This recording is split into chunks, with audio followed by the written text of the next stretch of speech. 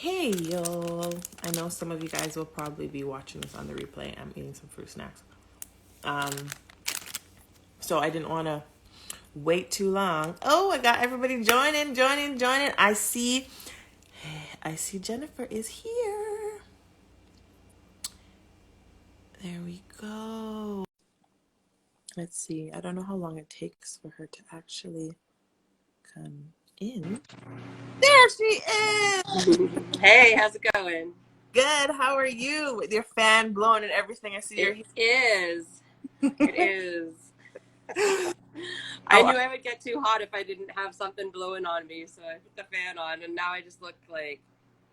Hey girl, blowing in the wind, okay? My hair's up for a reason. My neck is hot. My neck is hot. I hear you. How are you? I'm okay. I have a little bit of a cold. The kids caught a cold. I tried my best not to catch the cold. I had to sleep with my daughter one night. I literally slept with my mask on, trying not to catch the cold. Oh no.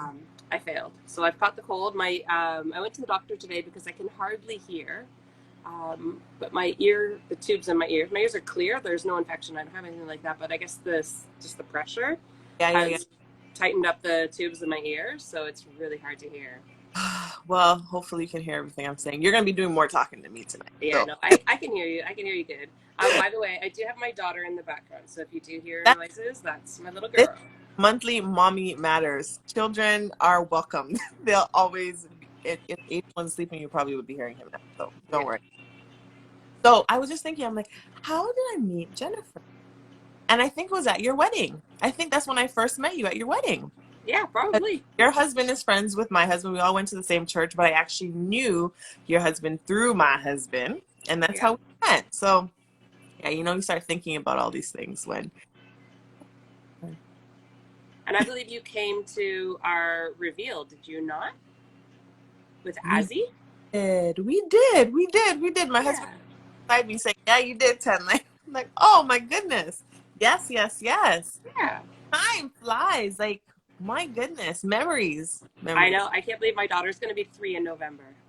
It's around the corner. How did that happen? You've been a mom for 3 years. Does it feel like? That's crazy. I mean, it's a dream come true. Absolute dream come true. Yeah, It's yeah. been one of the hardest things I've ever done in my entire life. But yeah, it's been great. And I think there's a way, but I don't know. Maybe I can't do it with you on here. But I remember there was a way. I saw somebody do it, and I guess I'm not that good at this. Where you can actually share picture. I'm not even gonna try and mess this up. So I'm gonna leave it alone. But I was actually gonna share a picture of. No, I can't.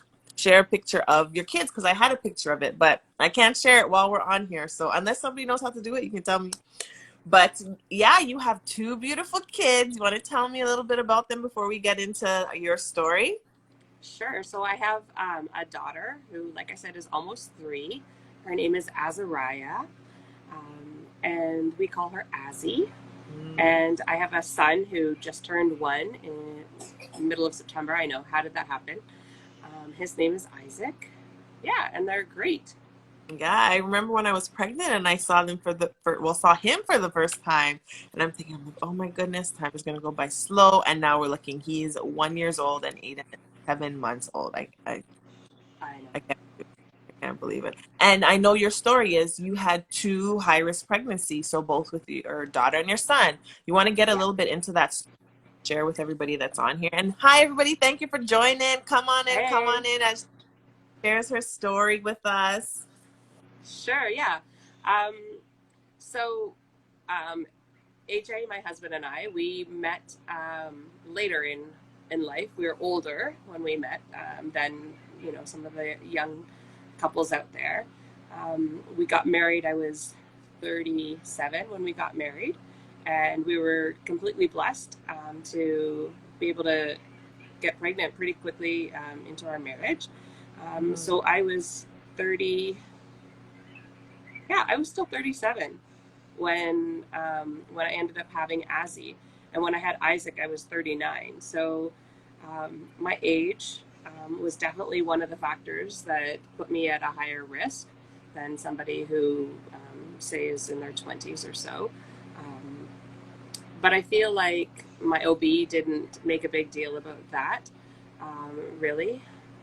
Although if we want to have more kids now, they definitely tell me we need to get on it because I am now 40. So, but I think the major thing that was a concern. So let me go back. So when when we got pregnant with Azzy, um, I had some ideas about how I wanted to be able to give birth.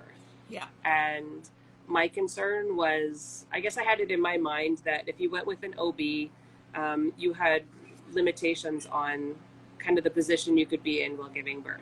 And I knew that I knew I had an idea of what I wanted to be able to do with giving birth. So I wanted to be able to have a midwife, because I thought that that would allow me more freedom of movement, changing positions, whether it was whatever I needed to do to be comfortable. And I didn't know that I would be able to have that with an OB. I still wanted to have a hospital delivery. I didn't want to do a home birth per se.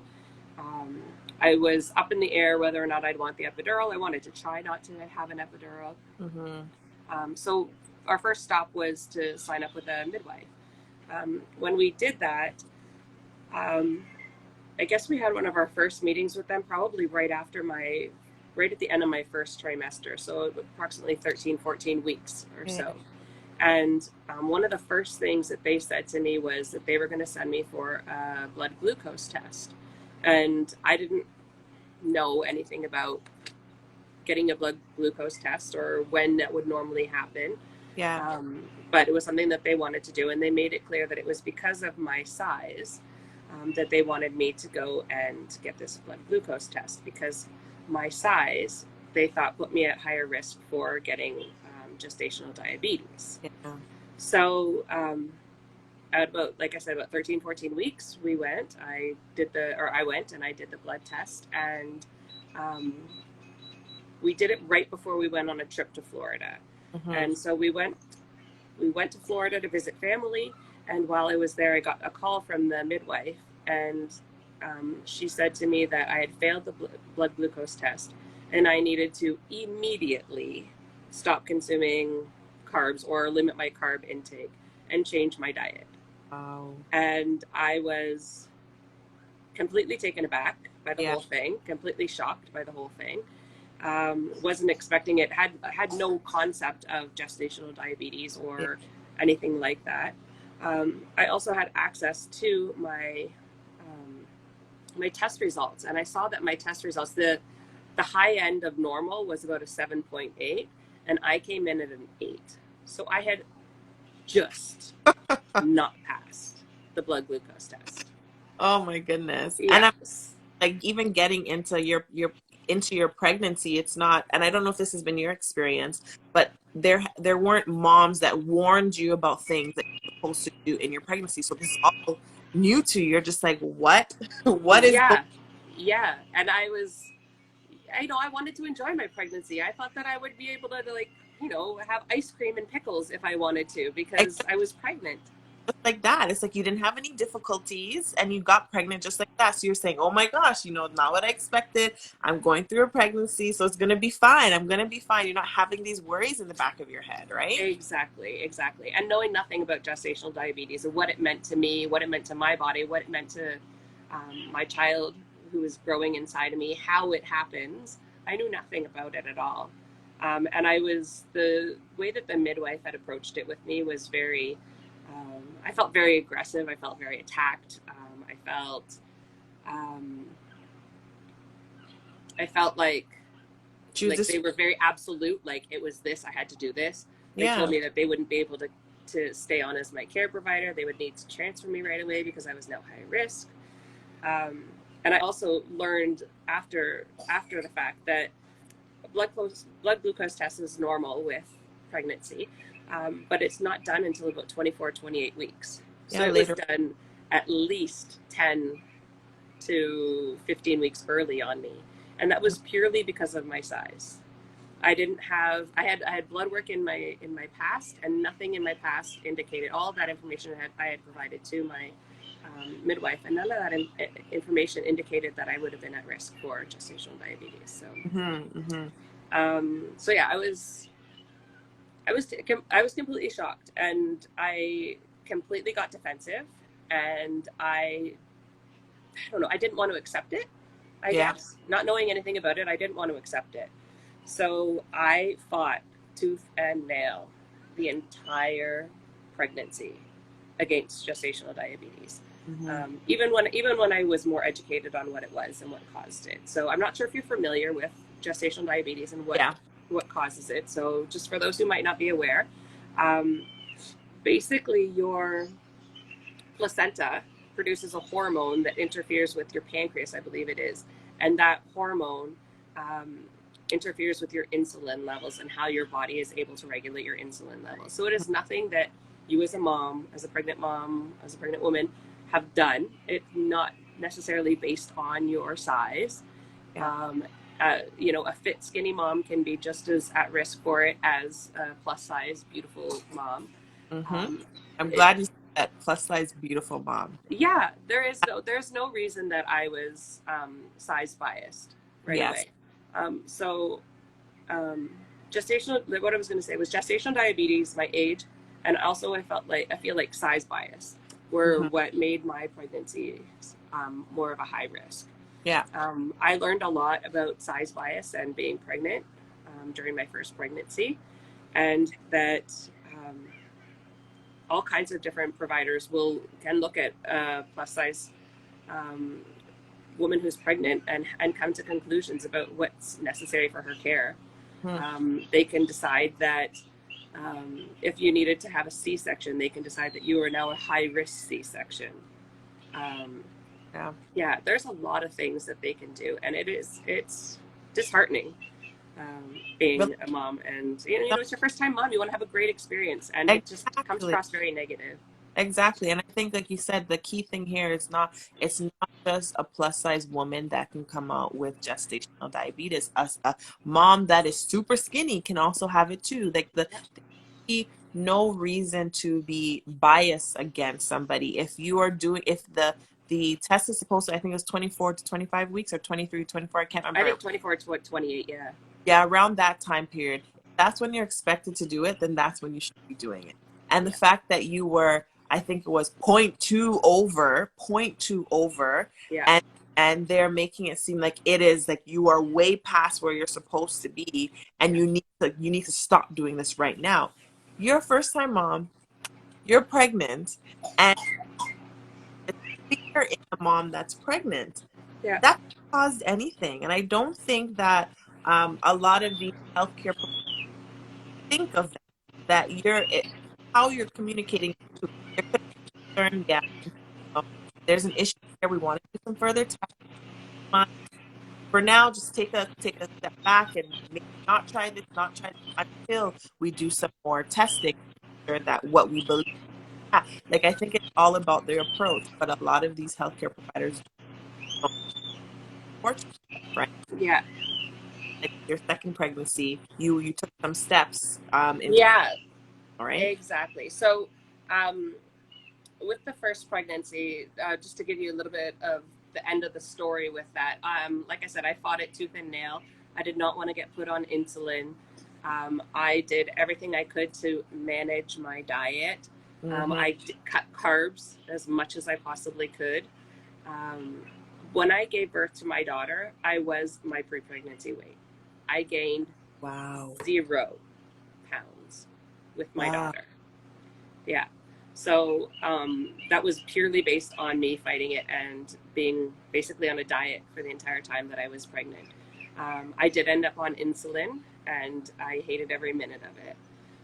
At the end of that pregnancy, my endocrinologist said that chances were with another pregnancy, I would also develop gestational diabetes. That is very common.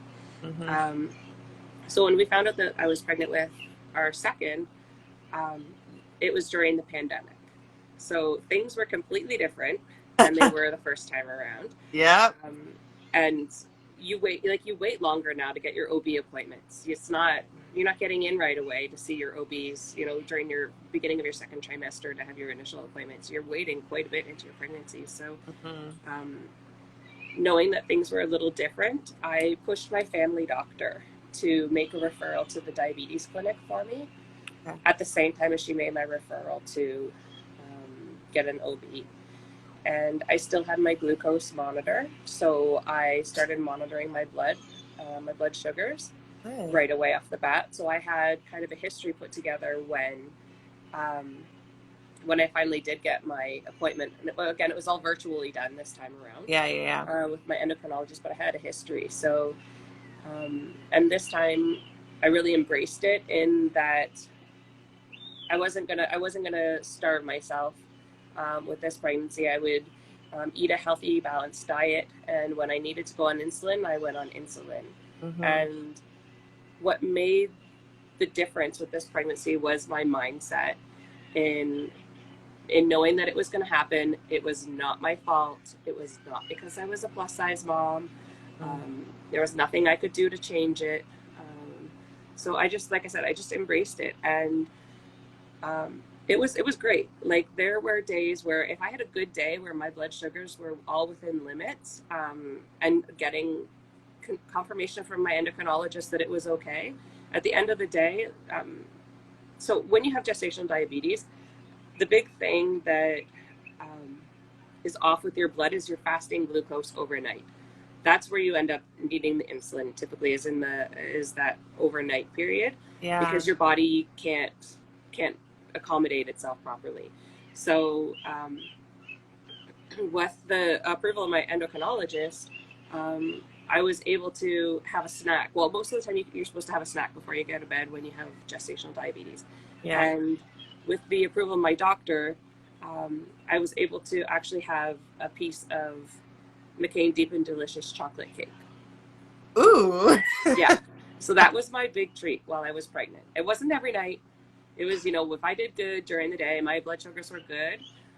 I wasn't high after dinner, then I knew that I would be okay To have. to manage it, have my insulin, have a piece of cake, and then wake up in the morning and have good blood sugar. So Yeah. it was a completely different pregnancy with my mindset because of that.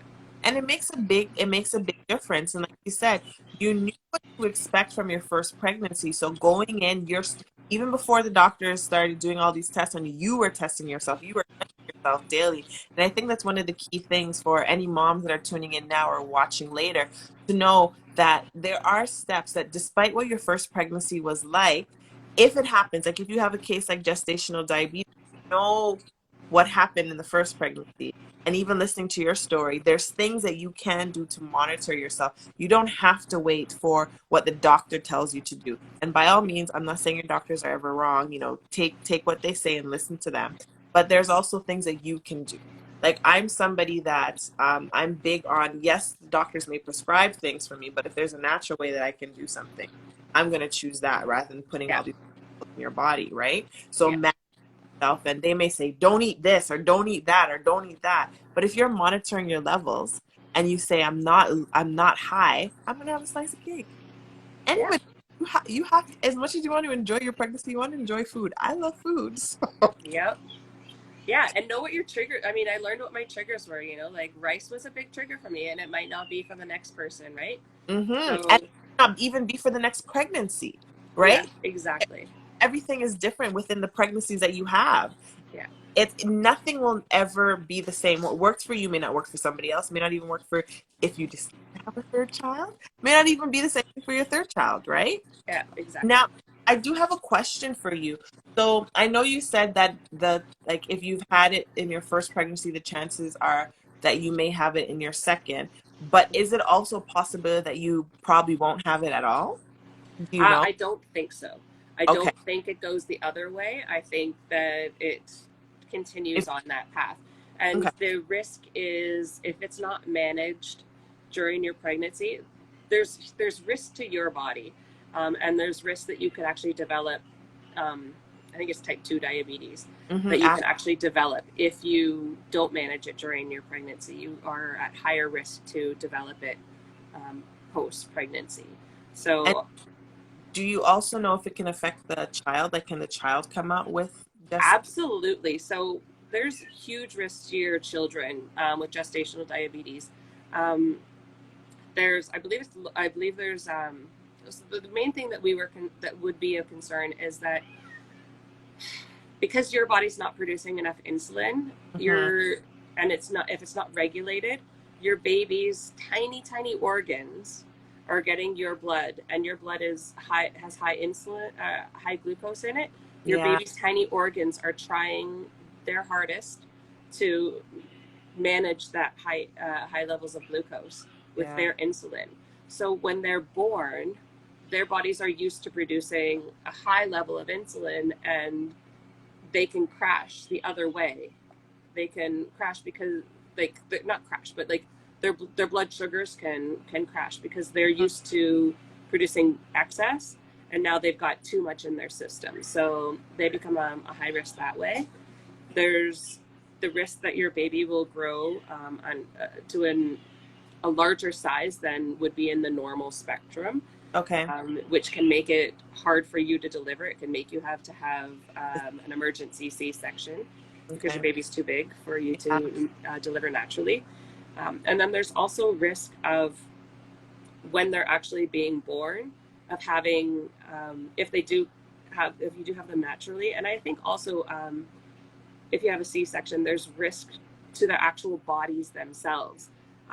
Babies that are born through unmanaged gestational diabetes are at risk of having their collarbones broken Ooh. during delivery. They're at risk of having their shoulders dislocated. So there are other risks to your children that can be serious and that need to be considered. So And do you know if I know those are also chances, but is it a chance that the child is born with type 2, or can the child be it also? can, yeah, you're right. It can affect them down the line. They can also be at risk for diabetes because of it if it's not managed. Yeah. Okay. So Thing that women need to know. Like, yeah, things that I didn't know and yeah, came to learn about for sure. yeah, and this is why we're talking about these things, because Yeah. 2 pregnancies of gestational diabetes, and what if you didn't know? What if you didn't even know you were pregnant? Yeah. Or what if I decided to fight it the second time around and wasn't proactive? You know, Exactly. they found out early in my first pregnancy because of the size bias.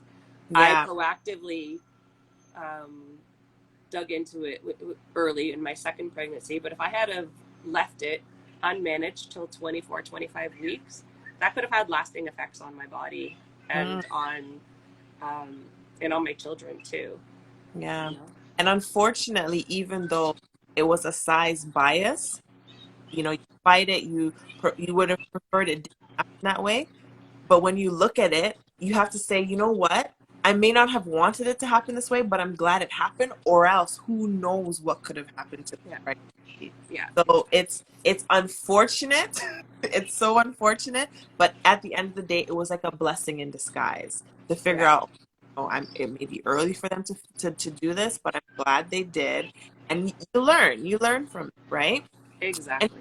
have to vaginal births, or did you have a C-section? I ended up having two vaginal births. Good. I tried as hard as I could to not get an epidural, but my husband was he was a great warrior for me during both pregnancies to make sure that I got an epidural.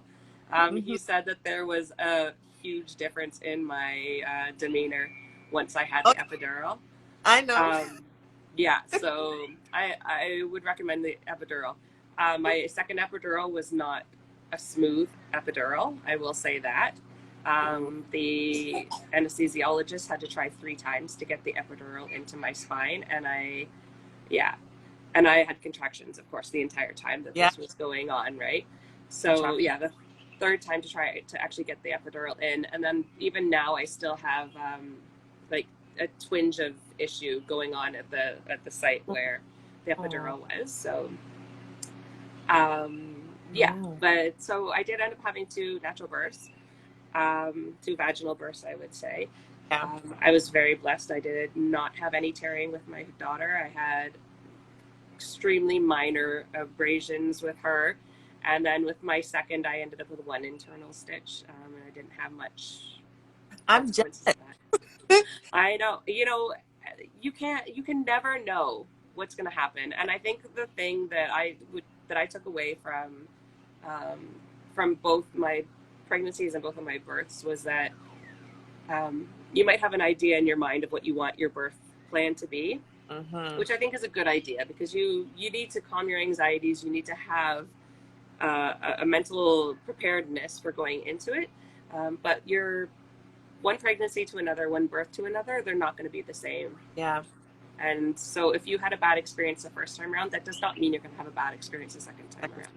And the second time around, you know what to expect, Yeah, right? You know what yeah, to, and even in regards to your children, because I just want to, for those who may be questioning or even know, your children do not have any type of diabetes, no, correct? no health issues whatsoever. Yeah, Good. yeah, Look at no health issues whatsoever. They're normal size. They're not big kids. They haven't had any issues whatsoever. Yeah, that's good because the perception is, well, if she has gestational diabetes, children may have it or they may be big because she was big. All these biases that are out there. So I'm glad I asked that question just to clarify any minds that may be yeah, questioning. absolutely, yeah. And So, I know, and then you did ask about the births with my daughter. It was pretty incredible. Um, I did have the epidural, but I did still have some bodily control over my legs. So I was able to get into a position that I was really comfortable with going into going into delivery. I wanted to be able to squat to give birth, and I was able to get into a position that was pretty close to a squat for giving birth, even though I had the epidural. And it's kind of funny, like um, we were the nurses were with us as we were progressing, getting closer and closer to the actual time for delivery, and mhm, they decided, okay, we're going to call the OB to come into the room. And when they called the OB to come in, um, as the OB was walking in the door, my daughter she was born on a contraction, and she came out all on what, her own. Nobody there. They had to like scramble to get gloves on with the OB and get themselves taken care of. So it was pretty incredible with her. However, with my son, they were concerned over his heart rate. I didn't know this, but my husband told me after the fact that they were concerned with his heart rate, that every time we had a contraction, his heart rate would drop. So um, the OB was in the room with us, and I knew that he had with him the vacuum and the forceps, and that he was prepared to get my son out as quickly as needed. yeah. And I used that as, I don't know, as fuel to push my best and get him out. And I think I had him out within 15 minutes of active Look at pushing. Yeah. look. So, and they didn't need anything with him, and he was completely fine afterwards as well. So, That's and did you give birth the same way to him as you did for nope, your daughter? Or I did okay, not. Yeah. So with him, I was, the way I didn't want to be with my daughter, like yeah, not laying all the way back, but laid back with the legs up and yeah, in the stirrups, what have you. Yeah. So it was yeah. definitely different. And I think the I wish I had done that too, but I didn't have much like feeling in my legs when I got the epidural. But I do think the fact that you were upwards, like in a squatting position and giving birth helped with you not tearing. Because I tore from front to back, right? And having to get that sewed up and dealing with all of the after effects, it's not Yeah. nice. But if No. you're in that it's a natural position. Like even if you think when you're on the toilet, you're in that natural position. Yeah. So gravity is going to take over and say, "Oh, here we go." Yeah. So I Yeah. think that I believe I could be wrong, but I believe that plays a role. Absolutely. Something I think that moms, um, future moms watching the video, or pregnant moms that are out there right now watching, to think about, with me wanting to squat and also having the epidural, I know that it won't necessarily be possible for everybody to be in that position.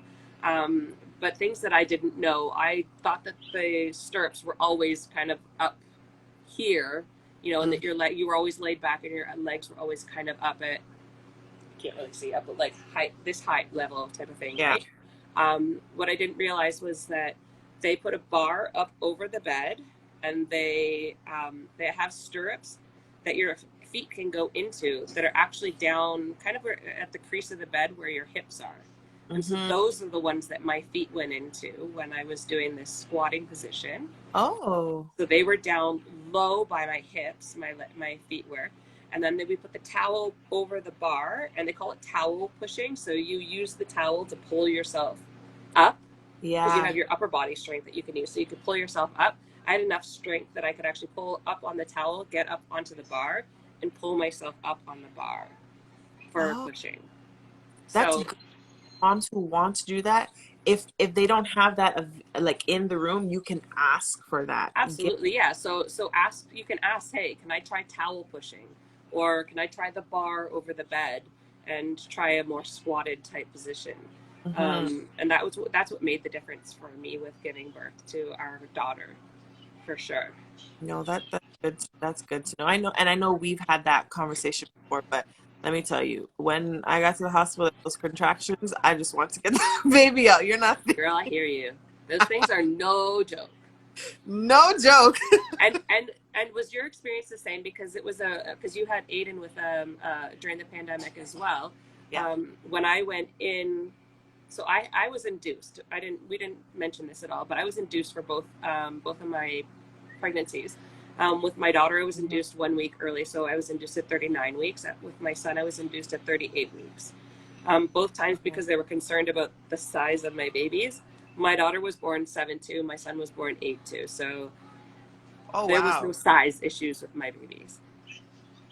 Oh my goodness. And the size issues, of course, goes back to the gestational diabetes, right? Yeah, yeah, yeah. Something else we And didn't of mention with gestational course, diabetes. I'll just say I did not have gestational diabetes, and my son was 7'15". That's right in between your two children, okay? Just Yep, for the record. Oh there my you go, goodness. right? When you have gestational diabetes, something we didn't mention, you get ultrasounds done very frequently because they're Hmm monitoring the size of your baby. So at the end of my pregnancy, I was going, I think, once a week or once every 2 weeks or something. It was very frequently to check Yeah. the size of my baby. Um, but yeah, so both my babies came out. They were healthy, normal sizes, no issues whatsoever with them. Look at that. Look at that. So that's not even something to have to even worry about. Moms, if you have gestational diabetes, as long as you're monitoring yourself, don't even get, I will say this, don't even get worried on the sizing that they tell you when you're doing your ultrasounds, because we had an experience where I think I was, what, 30, they was, what, 36 or 37 weeks pregnant, and they were telling me my son was 8 pounds, 9 ounces. And I'm like, but I still have weeks left to go. And it freaked me out because first I'm saying Yeah, I'm gonna push this big baby out like he's still gonna grow. And he ended up being less than what they thought that he was yeah, going. So don't even get caught up on that yeah, because it's measuring head, they're measuring stomach. And even with their stomach, one thing that we learned was when the baby's breathing, because it's learning to breathe while the baby's inside. And if they're taking a deep breath in, their stomach is going to expand. And they're measuring the expansion of that baby's stomach and thinking this is the weight the baby's going to be. So that's something to also keep in mind. Don't get freaked out about what they're telling you. no, absolutely not. And one other thing that I would say is if you can consistently go to the same place and even have the same technician do your Mm-hmm. ultrasounds throughout, you will have that same margin of error throughout all of your ultrasounds. As opposed to going from one person to another person to another person, those numbers will fluctuate a lot Yeah. based on technicians. If you're able to do it where you have the same technician doing your ultrasounds, you will have a consistent reading throughout because all technicians have their own little error that will be built into the size. I think just based on their technique and stuff. Yeah. So if you're able to go to the same one, it can be really helpful. Yeah, see, even Mika's on here. She said, "Yep, she has experience with that too. She knows." Yes, girl. I think mom at least maybe not, but I would say maybe every mom has had at least one ultrasound that has had some type of scare because it's everything goes through your mind. Everything goes through your mind. But I kind of want to get on to now, we talked about your experience with to high risk pregnancy, but then now with baby one, you're coming home and you're like, what do I do with this baby? Yeah, And I know having one baby and adding another baby into the equation, and they're what, not even 2 years they're apart, 22 months apart. 22 months apart. Yeah, I know we talked about, handling postpartum anxiety. What was that like for you from baby one, baby two? How did you manage all of sure. Yeah, so I actually went back and reviewed some of my notes because I have a great memory that lets me forget a lot of things. So I know that memory too. yeah. So with my daughter, when I was in the hospital, I signed up for kind of like the community nurse to follow up with us at home afterwards. And so that was really helpful. I think I had her come in numerous times to see me, and I'm prone to. I have generalized anxiety on an everyday basis. I'm on medication. I have been for years for Can you that. explain what that is? I'm not sure everybody knows what that is. So I basically, when I started it, oh gosh, I would have been in my 20s. So like we're talking like 20 years worth of being on medication and being monitored for it. But Hmm. um, my mind would race at night. I couldn't sleep because my mind just wouldn't stop. It would go, go, go, go, go, go, Hmm. go, keeping me up with worrying about this and that, and what have you. So when I was pregnant, I noticed that my anxieties were heightened with my first pregnancy and with my second as well. But I noticed it for sure with my first pregnancies, especially when they start telling you once you reach a certain number of weeks, you should be feeling a certain number of kicks Hmm. within an hour or 2 hours, whatever that equation is. I can't even remember now. But there was one day I get so busy at work and I'm just go go go at work, and then I'm like, wait a second, have I Did you? felt my baby move at all today? Uh, Right? And then next thing I know, I'm panicking, having an anxiety attack because I'm not feeling the baby move, and I'm pushing and doing my thing, and I'm drinking the water, drinking the cold stuff, and nothing's happening. And I ended up having to go and sit in the lunchroom. I think I sat in the lunchroom for, I don't even know, maybe an hour or something like that, just trying to relax and trying to feel my baby move before yeah. I like had a full on panic attack about it. So I hate that your baby has to move, because when you're busy, you're not focusing on that. When I was pregnant with my second one, I was busy all the time, like Yeah. even after work. Like I had a little one that I was taking care of after work, so there was no time that I was just stopping and counting my baby kick, Yeah. right? Yeah. Yeah. So, anyways, yeah, my anxiety, it's just I don't know, it's just like a feeling that I would get that would overcome me. Um, Being worried and not knowing why I was worried, not really being able to pinpoint what it was that was making me so worried or feeling this way. I feel like my heart rate would change. I would like check my pulse, but it wasn't changed. But internally, it Feel like, felt like it had changed. yeah. Um, yeah, it's just a like worry and fear and anxiety that just would kind of take over, right? Hmm. So because I was feeling this way, and I was a new mom, I was overwhelmed. We're all overwhelmed when your baby We don't comes know what home. we still don't know what we're doing. No, and everyone who like has it together, Yes. at least that's how I feel. I'm like, you lied to me. You didn't let me No, know how hard we, this was. even when they're 18 years old, we still won't know what we're doing. One day at a time. I They're know, like, exactly, exactly. Um, so yeah, so the nurse that I had come in on a regular, as well as my husband, were both big advocates for me to um, look at getting help with my first hmm, when I had my first daughter, or when I had my daughter, to get help for my anxieties that I was having. I don't remember a lot about what I was feeling at the moment during that time. I just know I was really overwhelmed. Like um, I didn't know. I didn't think I'd be able to breastfeed. I tried pumping. I was getting next to nothing. I felt like a failure as a mom because I couldn't feed my baby. It wasn't a top priority for me that would be my only source of food for my child. Like she was bottle fed on formula, but I still wanted to be able to give her some breast milk. Yes. Um, so yeah, I was very overwhelmed with that. I can't remember all of the little things, but I know that breastfeeding was a big thing for me. So I got the referral. Just Hmm? being a just being a new mom in general, like that, Yeah, it's you have anxiety with that period. Every mom does. But yeah, now you're on the fact that you've been experiencing this for 20 years, right? yeah, So what we may feel as moms is kind of like a double whammy for you because you've experienced this plus the mom stuff adding on to this. So yeah. kudos to you, girl. I'll give you that. Exactly. And then the not sleeping because you're like, is my baby breathing? Yes, And like, SIDS, that's a huge one. whew, I Yeah. know. Yeah. So the nurse that was seeing me, my family doctor, and my husband all pushed, and I was able to get into a program here in Peel Region, which was called One Link, I believe is what the program is called. And they actually had a group therapy session for postpartum moms. So I got into that program. I was really fortunate. I got into that program when Azzy was 5 months old, and she was Mm, the youngest one in that group.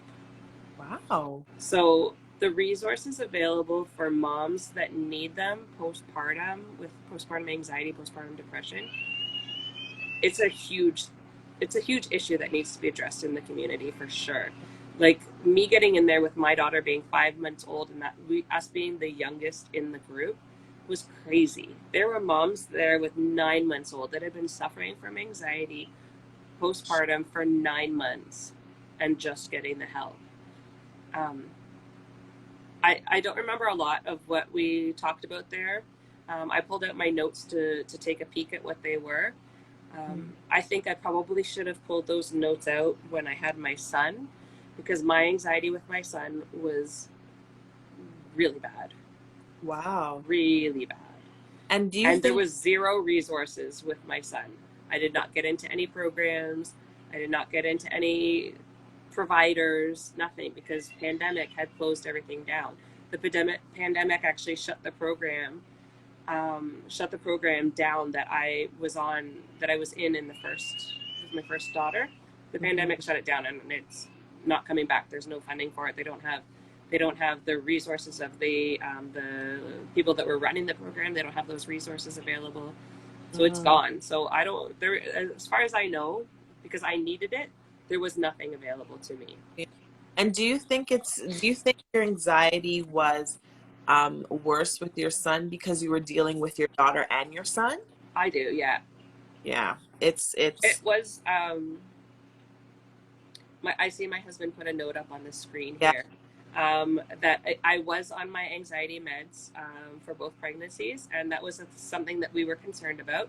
We did Mm, see a pediatrician when we were pregnant with my daughter to find out what the possible implications of that would be. When it comes to being on anxiety medications, I think there's been enough research done on it and with pregnancies that they've got a pretty good baseline as to what the results are.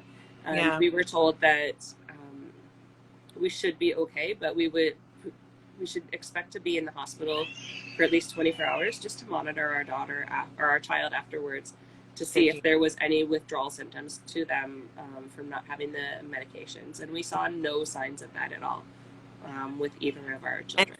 how soon because I'm assuming because obviously there was a concern with this when you first found out you were pregnant that you had stopped the meds until you've talked to the doctor Mm-hmm. and or you No, could we didn't. Yeah, we didn't stop the meds. So the okay. concern is, and in my understanding in the medical community and the psychologist type community or what have you, is that the benefit that the medication that the moms are on and have been on is better if we maintain that as Mm, opposed to going off of it. So the medication that I'm on is, I don't know if it's a really high dose or what have you, but if I miss a dose, I get very bad withdrawal the next wow. day. Very Yeah, bad. Like I get headaches. There's no way I can't drive a car. yeah. I get shaky. I feel off. I know something's wrong with me. I don't know what it is, and it might dawn on me later on in that day. You know what? Maybe I didn't take my medication But the night before, right? So and that's it, pretty common because I know that they say that not comparing the two. But I know that they say that somebody who is a smoker that also gets pregnant, they don't recommend start quitting when they get pregnant, because that withdrawal can cause you to have a miscarriage. Yeah, Or even things of, if you look at it the opposite way, for people who, um, probably weren't as physically active before they got pregnant, but when they get pregnant, they're like, I want to be healthy for this baby, and then start working out like rigorously, it's not good for their pregnancy. So yeah. it's whatever you're, And even to go further, somebody who is fit, and right, stops. and stops. Yeah, exactly. Like it is somebody who is fit, so long as their doctor says it's okay, like it's okay for them to continue on with their, you know, maybe a modified fitness routine while Yeah. they're pregnant. Yeah. Yeah, so it's those are things that you have to be careful of, that as much as you want to either start or stop doing something because you're pregnant, you have to watch it, because you don't know how that's going to, good or Yeah. bad, you don't know how that's going to affect the babies to actually survive, to live, because your Yeah. body something coming in, or your body's used to doing something for so long, and then it's just a shock. It becomes a shock to your body. So same thing like the anxiety medications. Yeah. If you stopped withdrawal symptoms without being pregnant is Yeah. one. You can Yeah. imagine what it's been like with being pregnant, right? And all those pregnancy hormones for sure. And so there's the withdrawal factor, and then there's also like the balanced like mentality that you have while being on the medication. And then if you don't have those after you've gone through withdrawal, like where are you left? What is your mental health like after the fact? And is it I think the consensus is that staying on the medication and maintaining your mental health throughout your pregnancy is beneficial. Yeah, Yeah, it's and important. Yeah, like you said, like your anxiety with having your second child, your baby boy, it's higher, but it's also impact of you managing uh, a baby, your daughter, and a newborn. yeah, yeah. And things change. I mean, things changed. Things changed overnight when we had the baby. Like our daughter co-slept with us up until the day that he was born, and then she was in her own room. Like And that's things difficult. changed For sure. drastically, right? Yeah. When we had our son. And I with our son after he was born, I couldn't stop crying for no good reasons. Like just crying my eyes out all over the place. Hmm. And I remember one of the follow up, the second time around, pandemic baby, did not get the nurse into the house. That wasn't going to happen. They actually shut that program down too, because of the Yeah. pandemic. That program of nurses coming to your homes. Not only like could I no longer have somebody come into my home, but I no longer was even going to get phone calls because that program was shut down because of the pandemic. Wow. Yeah. Wow. So I remember her calling to say, "How's it going?" And I lost it. I was hardly keeping it together the moment before she called, and then like when she called, I couldn't form a sentence. I was just crying so badly. Um, I when we had my son, we decided to keep my daughter in daycare, so that I wasn't Overwhelmed. overwhelmed with having the not even 2 year old who needed a lot of attention, Yeah. and my newborn who cried Needs you. bloody murder anytime I put him down. Oh my goodness. Yeah, so we kept her in daycare, and you could ask my husband, I think almost every morning, I would have the kids packed up in the stroller, ready to go down to the car and get them in the car and get them off to daycare. And my husband was working from home, and he'd be saying bye to me, and I'd be crying my eyes out, saying, he'd be like, "Are you okay?" And I'm like, "Yep, I'm okay." As I like push our kids down down the hall to go get the car, and it was bad. It was all the time, and it was bad. And I didn't have any resources. And like I said, hindsight, I probably should have pulled out my resources from the first time around and tried reviewing some of that, but I was beyond overwhelmed the second time around. And being in the pandemic alone is overwhelming, because you're concerned about where can I go, like catching COVID, and you have two young children. What is it? Despite that they say, The kids can't catch it. We're hearing stories of kids catching COVID, and you're Yeah. fearful. Like, what am I gonna do? But I need my daughter out of the house so I can tend to my son. Like, it's a whole. You're going through a whole lot of emotions all at Yeah. the same time, right? So I think what I want moms that are listening to get from this is, if you're experiencing postpartum anxiety, you're not alone. No. Like, hearing Jennifer talk about it, bawling out her eyes, saying bye to her husband, and even sometimes crying, you don't even know why you're crying. You have no idea why you're crying. I But know. being able to pinpoint it and say, okay, I'm experiencing really high anxiety right now, even if I'm on my meds, because your hormones are still all over the place, Yeah, right? exactly. Hormones are all over the place. It's trying to balance after having a baby. Um, and COVID did not make it any easier. COVID doesn't make it any easier in worrying about everything that's going on. So, not Yeah. alone. But now my question to you is, where are you now? You still have the two young kids. Where, Yeah. what's Yeah. your, So something that we did, so like I said, we kept my daughter in daycare, but we decided to pull her out of daycare at like my son's 9 month mark. So we decided to pull her out that she would have the summer with me, and my son, and I would try and figure it out for 3 months, and we try and have a summer. Things weren't open, but things were a little less restricted. yeah. So I pulled her out, and I tried my best to have a normal life with them. It was very overwhelming. I don't Moms, like, I have friends who have, 4 kids and homeschool, and I'm like, how do you do that? How?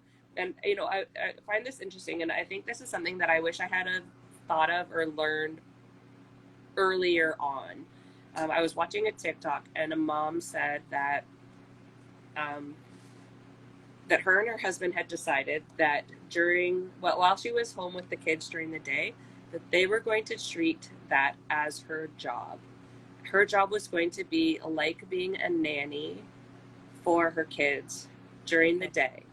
So her Mm-hmm. job would be whatever, 9 to 5, whenever her husband got home. And her job would be like being a nanny. And that meant that she did not have to clean the house, do the laundry, make dinner, whatever else moms like with our running list of things that we need to get accomplished during the day. She did not need to sort the kids' clothes and get the new size out during the day. She didn't have to change the clothes over from spring to fall, or Mm-hmm. spring to summer and summer to fall. She didn't have to do those things. Her job was to, feed the kids their lunch, play with the kids, have them have a good day, have them have their naps, have them have their routine. And I think if I had that mentality, as opposed to just always being overwhelmed with the things that I could never get accomplished, going grocery shopping during the day with the kids, like, no, that's not what your nanny does. That's not what you would hire somebody to do. So Mm-hmm. why was I putting all of that on myself to try and do during the day while I had my children? When after hours, you have, hopefully, or not always, but sometimes you'll have a partner with you that you can Mm-hmm. split those tasks with, right? And say, okay, you know what? Saturday morning, we're cleaning the house. It's not going to be clean Sunday to Friday, but on Saturday morning, we're going to clean the house. So it's not something that I need to do during the day when I have the kids. Too. Sometimes I Hmm? feel as well. Be like, hey, Saturday the plan was to clean today, but it's not gonna happen. Next Saturday we'll try and attempt to do this again. And Let's be real. We clean the house when company's coming. yes. When cup, because listen, when you think about it, you don't have to, like you said, you don't have time.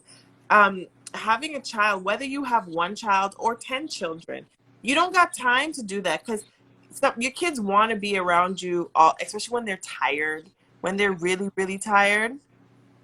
What are you going to do? They're cranky. You can't necessarily put them down because they're going to be screaming. And even when it comes to like cooking, I try and do like lunch or dinner. I'm trying to figure out a pattern of when do I get it done so we can eat. Because my husband's from home, working from home, but he also has to work. Like he doesn't Yeah. have the time during the day, but then we got to eat. Yeah. And then sometimes, Girl, don't even get me started on my anxieties when it comes to my kids eating. Oh, like what do we feed these little people that are so picky and don't want to eat things? Like my son cannot live on Cheerios. He's gonna have like, he's gonna be so bunged up because all he wants to eat is Cheerios. You know what I mean? Like, what do I do when that's all he wants to eat? oh, somebody just said, oh, Kamisha just said, I forgot to shower half the time. Girl, I hear you. I don't know how my son nursed with my stinky armpits right by his nose. I'm telling you, and me, especially, I don't know about you, but when I first had my son, I had the sweat everywhere, All the time. Oh my gosh! And he's nursing because I had it in football hole first, and I'm like, my sweat is dripping on your belly. I'm sorry, there's not much that I can do about that. But this is mom stuff. You're trying to balance figuring out your child, your one child or two children, because you're balancing your first child and your second child, your 3, 4, 5, however many you have. You're balancing it. Your hormones are out of whack. You're trying to make sure the house is okay. And then at times things are all over the floor, and you're just like, listen, as he can't walk yet, so he's not tripping. If I trip, then hey, so be it. So be it. Yep. But it's just finding a balance sometimes and it's balance in your mind. It's a balance in your mind to say, if I didn't get to this, it's okay. Yeah. And listen, like Jennifer said, if you happen to do, nobody should be coming to visit me on a like without telling me, giving me warning, because I live far. But if you happen to do that, my husband may be a little bit ashamed, but I'm going to tell you, my house may be messy. So if you want to come to a decent looking house, give me some warning. Preferably a couple hours, not just 1 hour. Couple hours. At least get the floor clean. You know? I hear you. Let me tidy up. Let me throw things in a box or a corner or a closet or under the bed or something, you know? Exactly. Just shove it in there. Just so my main concern is like, let me clean up that bathroom so that if you gotta pee, then you don't think I'm living in filth. There you go. There you go. There you go. Main concern. Main concern. But it was so good talking to you. I just have one last question for you, girl. One last question. I want you to tell me 2 tips for any moms that are on here for anything that you've experienced. What are the things we've talked about tonight, or just in terms of your pregnancy or even after pregnancy, postpartum, all of that. 2 tips that you can give moms that are listening that you would say, hey, this is my experience and I highly recommend you do this. What would you say to them? Oh man, how do you narrow it down to 2? That's the hard part. I think that my biggest takeaway from it was not to compare myself to other moms, and that like we said in the beginning, we don't have it all together and we don't know what we're doing. And you may look at another family and another mom and you might think like, she's got 4 kids, she's got little ones, and she's doing homeschool, and how is she managing all this? Do not let yourself fall into the trap of comparing yourself to that mom or thinking that mom has it all together.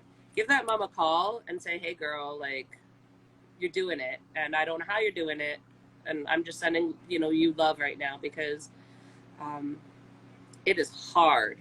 It is hard work, and it is overwhelming. That's the thing, is that like you said, don't compare, because you can look at a mom and it may seem like she has it all together. You pick up the phone and call her and she's like, I don't have it all together. On the outside it may look like that, but on the inside, just like, it's no different than doing it meds. But no different than like any natural human, whether a mom or a father or just anybody.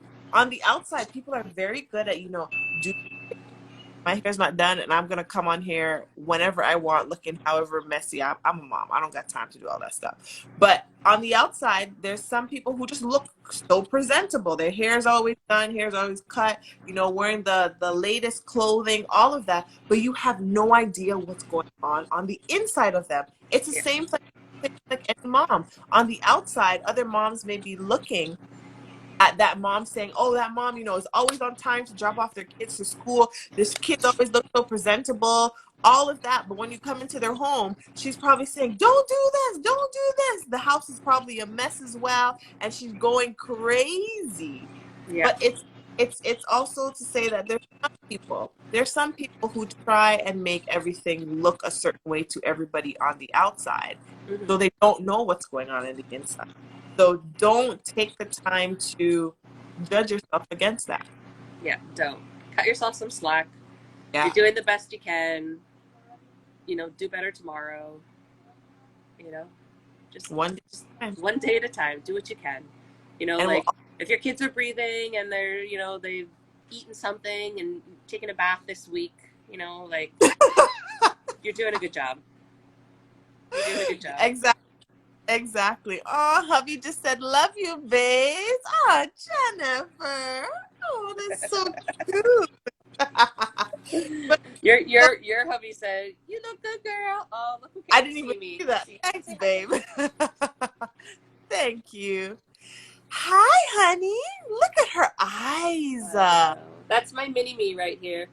She I, gets in all kinds of trouble, and I can't say nothing because she's my mini me. What am I going to say? yeah, and your son is your husband. That's it. You got one, and he got one. Do you say hi to Auntie Tenn-Lai? Say Hi. hi. She can't see your hand. Say hi. There She's you waving at you. go. Oh, so precious. All right, but I'm gonna let you go, girl. It was so good talking to It you. was good talking to you too. We're gonna have to do because I have some ladies scheduled up until mid next year, so we're gonna have to get back on here and talk about some other stuff because Absolutely. I mean, there's so much to talk about. We could talk about potty training. We could talk about. I'm gonna need Listen, I'm gonna one need. thing we didn't talk about was napping. I will just want to say this: my biggest thing that I felt guilty about when I had my daughter home with my son. My son is a very light sleeper, Mhm. and he needed to nap with me every day. Oh, And so that was an hour and a half of my day that I had to stop and nap with him, even when I had my daughter home. And thank God I had my husband home, working from home at that time. But my poor daughter, she got put on a tablet, which she absolutely loved, but got put on a tablet for an hour and a half every day. And I felt so guilty about that. but But listen, they're fine. we They're survived. exactly, exactly. And there's no mom judgment. Any moms that are coming here to judge anything, please go away. We are not judging any moms because we do what we got to do. We There's do what we lots of got to do. That's right. motherhood thing that I'll never do this, I'll never do that until you're in that moment. Be like, here you go. I need some quiet.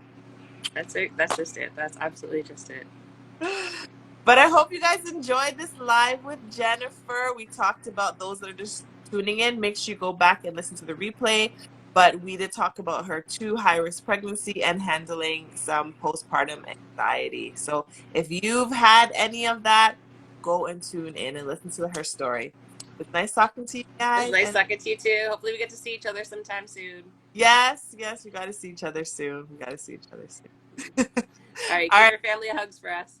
I will. I will. Have a good one. You too. Take care. Bye. Bye.